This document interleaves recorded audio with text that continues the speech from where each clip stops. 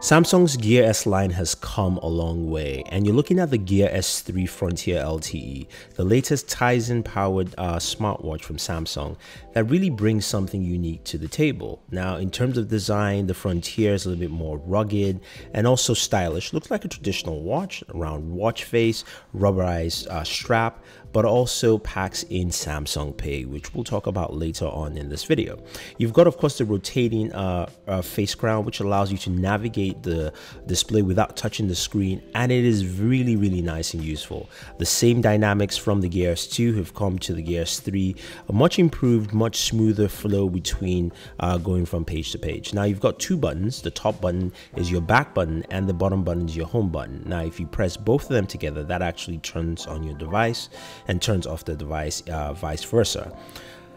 Now, at the very bottom of the device, of course, is your heart rate sensor. This thing is also water resistant, IP68, up to 1.5 meters at 30 minutes, and of course, it reads your heart rate pretty well with different. Of course, you have screens that actually lead to the heart rate monitor, or you can, of course, just go ahead and read that yourself. Now, in my case, I had a resting of 94, which this said it was a little high. But that being said, though, it still does a really good job. Now, using the watch face is really nice. Again, that rotating crown, I have to stress how easy it is to use. Now, since this also has a built-in eSIM, it means that I can also receive phone calls. You can see voice messages. I can forward calls to my smartwatch in case my watch is not with me. And I can also look at things like, of course, my steps and my goals.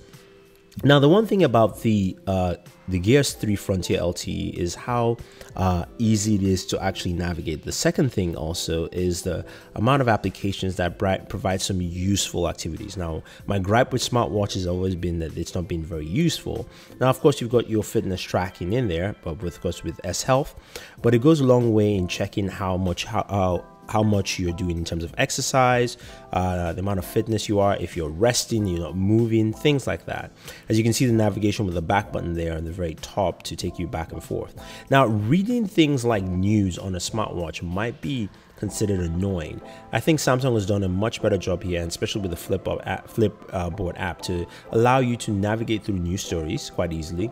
Doesn't put too much content on the screen, so allows you to see what the headline is, maybe a snippet of what is entailed as we jump into the Spotify article here, and you can see we can read it briefly and then move over to our smartphone, and that makes a lot of sense. So there's a lot of practicality in some of the design features that has been added to this device, and I think a lot of people will like that in terms of use case. So you're wondering, what about battery life? Using this to answer phone calls, it's got an eSIM, LTE.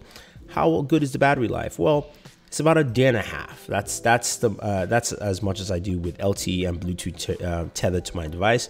If it's just LTE alone, I usually do 2 days. So between a day and a half and 2 days, and that's the bummer of this device, is the fact that the battery life isn't longer, and we know why. There's LTE built in. There's also the display. Hopefully that improves, because I really like to see this really push the limits to what you can do with a smartwatch because of the simplicity of the OS and also the ease of use with that crown. It goes a long way, trust me, it really does. Now, in terms of fit's very comfortable. I like the size of the watch, but you also have Samsung Pay, and Samsung Pay allows you to go ahead and add a card. You've got a few other options in there, but to use Samsung Pay is pretty easy by holding down the top button, access to Samsung Pay, and you can make purchases like I did here. It's a very simple and easy process, and I like the fact that this is extended to the watch. Now, Samsung Pay also works with both NFC and also credit card readers, so it doesn't matter which is available. It works just like the Galaxy S7 and the S7 Edge. Overall, I do like the Gear S3 Frontier LTE. I like the look of the watch. I like the feel of the watch.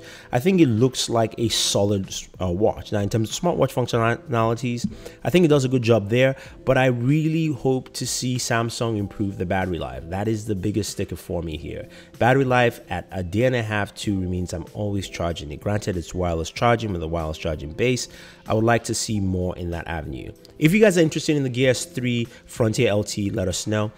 You can also pick it up from either Amazon page or AT&T. Now, AT&T provided this watch, and one of the cool things is also that, you know, with the call features, you can answer calls, you can also forward calls to your devices and things like that. So that's something to note with the Gear S3 LTE, S3 Frontier LTE. So this is Thunder E saying thank you. Don't forget to like and share this video, favorite this video, subscribe to the channel, and always enjoy your entertainment.